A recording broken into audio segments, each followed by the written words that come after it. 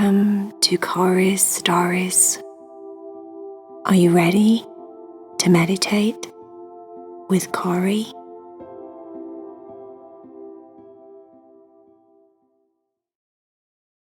Hi friends, make sure that you subscribe and you like this video, and also press the bell because the bell will let you know when a new video comes out.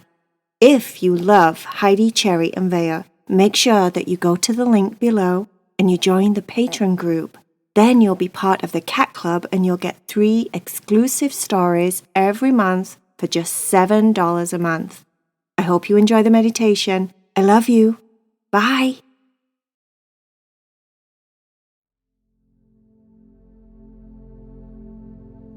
Are you ready to meditate with Cory? Lay down in your bed so that you can get really comfortable. Close your eyes as you listen to the story, if that feels good for you. Otherwise, let's just try and be still and quiet so that you can relax your body and let go of your busy day. Stephany walked over to her dresser. She sat down at the table. She wiped tears off of her cheeks and stared at herself in the mirror. She was wearing her favorite dressing gown. It was soft and fluffy and way too big for her, so she always felt like she was being cuddled by a giant soft blanket. It was one her grandma bought her 2 years ago for Christmas. It had been her favorite from day one, but now it was even more special to her. Stephany lost her grandma last week. Her grandma was just old, and it was time. She died very quietly and peacefully in bed with family there at the house. And even though it was time, it was to be expected, it was still really hard for Stephany. She'd found that at least once a day since it happened, she cried. And it's not that crying was a bad thing. Stephany wasn't one of those people that thought that crying was something that you're not supposed to do, that if you cry, you're weak, or if you cry, then you're too moody. Stephany didn't believe in any of that. She actually believed that crying was a good thing. Crying was a way that she could just let out all of her feelings. She could let out the emotion of the energy that was sad inside of her, and as she cried, she could feel her body releasing all of the sadness. She just had a really good cry. And now she was sat looking at herself in the mirror. She found herself staring at the jewelry box. She opened it up and picked up her very special earrings. She held them in the palm of her left hand and stared at them for the longest time. Took a few deep breaths and thought about whether she wanted to go to Moonbow Forest or not. She didn't really want to do very much at all since her grandma passed away. She decided that maybe it would be a good thing. She put the left earring on first, and then the right earring, and closed her eyes. She bowed her head down towards her chest, not even thinking about what she was doing. She just looked sad. Her whole body gave off the impression that it was tired and sad. She felt the tingle in her feet, first of all. A humming vibration that tickled the base of her feet. And then she felt it travel up her legs. It seemed to zip really fast up through her spine to the top of her head. She could feel the familiar tingle in her fingers and her nose, and she wiggled her nose as if she was going to sneeze. And just like that, before her eyes, she saw the curtain into Moonbow Forest. The veil between this world and that. It shimmered. It had silver trickles of light running through it. And if she looked close, she could see the forest beyond the curtain. It was nighttime again. She was pleased about that. There was something about Moonbow Forest that was quiet and haunting, but so terribly beautiful at nighttime. She was hoping it would be a full moon. She craved to stare at the moon for some reason, as if maybe her grandma was sat on the moon like the man in the moon, and she'd be able to connect and see her face. Stephany paused before she went through the curtain and thought, what a strange thought, as if she felt intuitively that her grandma was part of the moon now. She pulled back the veil between her world and Moonbow Forest and stepped inside. She felt the grass underneath her feet. It was cool to the touch, but the air around her skin felt quite warm. It was a warm day, a warm evening there, she could tell. She opened her eyes slowly and looked around. Over in the trees, there was a circle of unicorns. They were making the strangest sound. Their horns were all touching in the center of the circle, and it was as if their horns were making a blowing sound. It wasn't deep, like a didgeridoo kind of blowing. It was more like a high-pitched sound, like a beautiful trumpet sound, a calling, she found out. She walked over to the unicorns. She didn't say anything. She walked in the middle of the circle and stood underneath. Their horns all joined above her head. As she looked up, it looked as if she was in some kind of sacred geometry.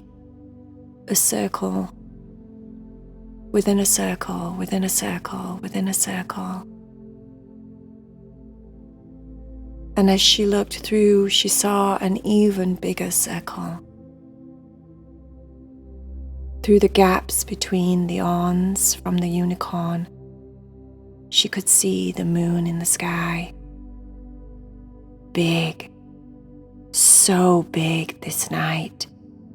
It was full as could be. It seemed really low. That low and that big that she could see all the markings on the moon.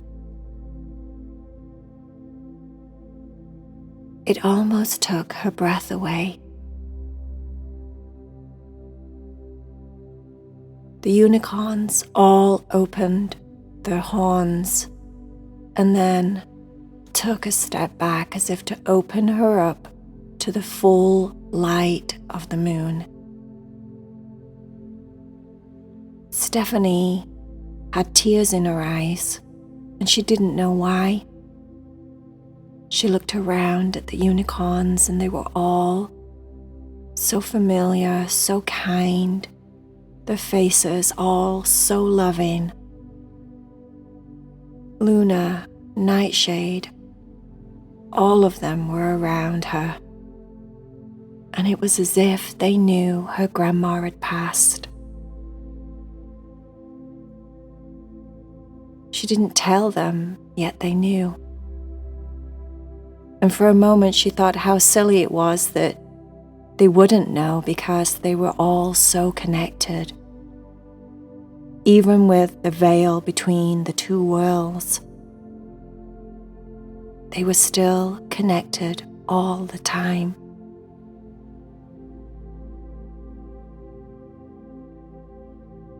Without being told, Stephany sat down on the ground. There was a stick next to her. She picked it up and drew a circle in the earth all around her body, making it so that she was sat inside a ceremonial circle. The circle of the horns, the circle of the moon, the circle surrounding her on earth. A container that she'd placed around herself. Something unusual was happening. Stephany wasn't thinking. She wasn't having conscious thoughts about what she was doing, why she was doing it, when she was doing it. All of her thoughts, her normal thinking process, felt like it dissolved as she stepped through the veil. And instead, she was acting instinctively, as if this was something that she'd done for thousands of years.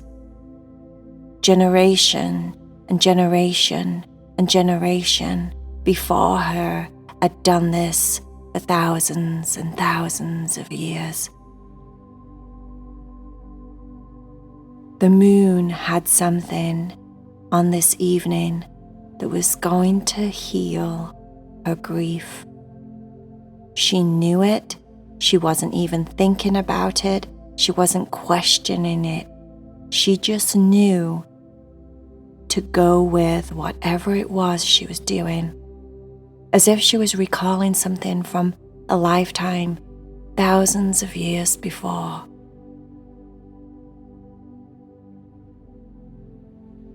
She placed the stick down to the right side of her body. Luna nudged something forward on the ground with her nose. A ceramic bowl There was a liquid inside of the bowl, and as Luna gently nudged it forward, she whispered in a low voice, "Moon tea." That's all she said. Moon tea. Stephany leaned forward and picked up the bowl with both hands. She held it in front of her heart center and closed her eyes. Words started to come out of her mouth. Thank you, Divine Light. Thank you, Source. Thank you, Spirit of the Moon. I open my heart to be healed by this light. I open my mind so it can join with the mind of my grandma.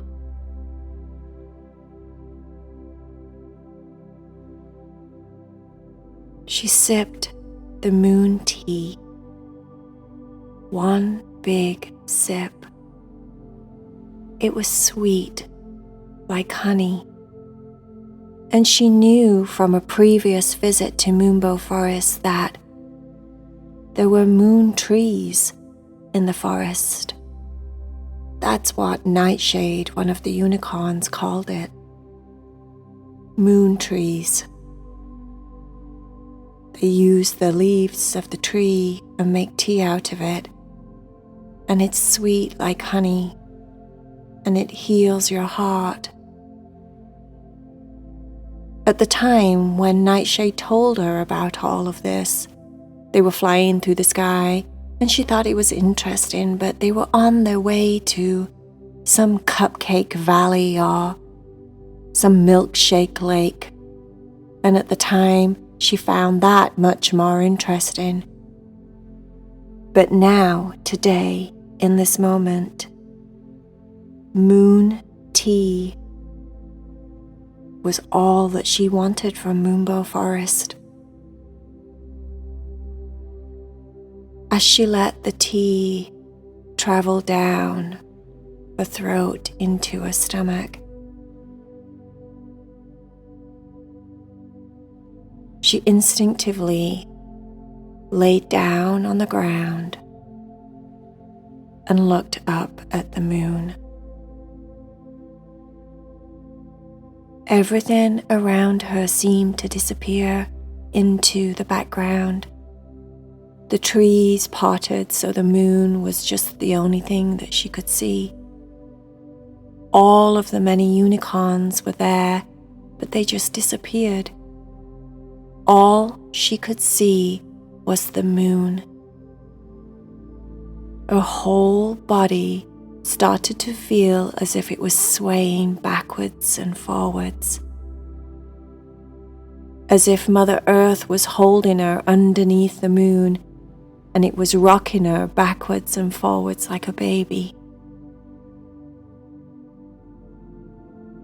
At first there was a moment of hesitation, as if to say, what is happening? But then it disappeared. She relaxed. She gave in to this moon ritual that she'd found herself in. This ritual that was going to take away her grief. As she rocked back and forth,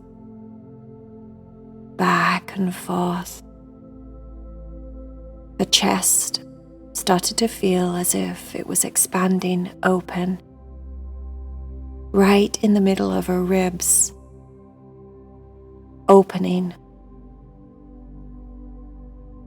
Her heart felt as if it was beating really fast, as if her heart was growing inside of her body, coming alive, changing size. Whatever it was doing, it just felt as if it was expanding, growing bigger and bigger and bigger, and her chest got opener and wider and bigger and opener and wider and bigger, and it was as if something was going to crawl out of her body. At that point, she opened her eyes.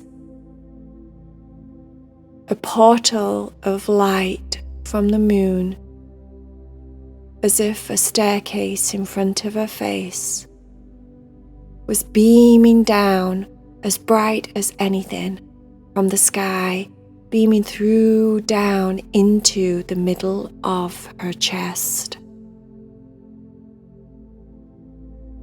The moon's light was shining so strong inside of her, it felt as if her whole body was breaking open. She could feel a vibration running through her veins, running through her blood, her muscles, her bones, her skin. Everything felt as if it was vibrating, like she was sat on a massage chair or something that was vibrating underneath her. But she wasn't, she was just laid on the dirt, laid on the earth. This was all energy. And then, as she looked at the light shining out of her chest, into her chest, through her body, around her body, and back out of her body, she saw what looked like a miniature unicorn flying out of her chest, and her grandma was on the back of it, holding tight to its mane with the biggest smile. She looked young and happy and healthy.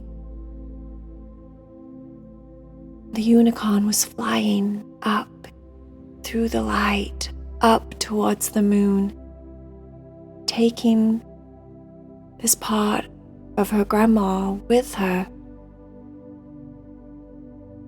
Her grandma looked the happiest that she'd seen her look in the longest time. She looked free. She looked pain-free and so happy. This made Stephany happy. This made all of the sadness that was inside of Stephany disappear. All she felt was joy, complete joy that her grandma was riding up to the moon, riding up into the light, happy, healthy, young and free and vibrant, like she'd been set free out of her old body. Stephany knew right then that it was time that her grandma passed. It was time that she left Earth. Even though she would be sad that she didn't see her every day, she knew when she looked at the moon, she would always see her grandma.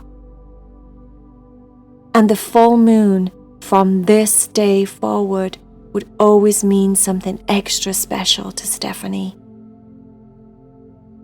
She always loved the full moons, but now she would cherish them.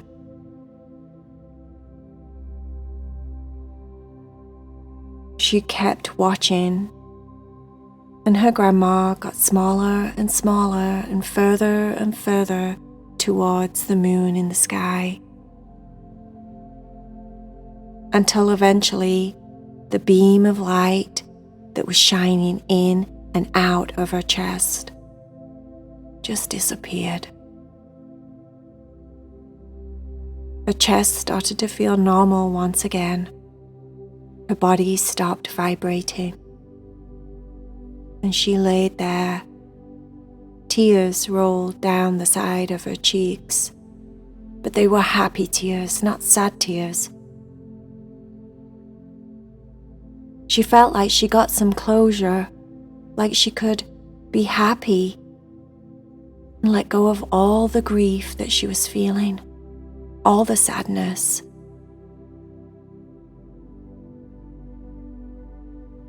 She stared at the moon, stared and stared and stared. It was so beautiful. And the light that shined from the moon was mesmerizing.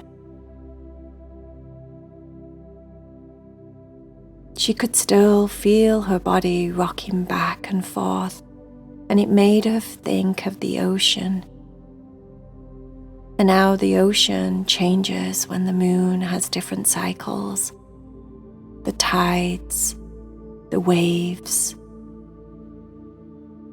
how everything is affected by the sun and the moon, how everything is connected, how she is connected, how the earth, the trees, the sky, the oceans, how it's all connected. After a moment, Stephany realized she felt exhausted. The next thing she knew, she was laid in her bed.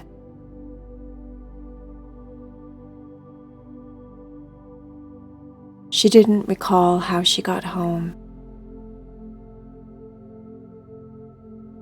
but it was nice to be in her bed. She pulled the covers up to her chin and rolled over onto her side and fell fast asleep.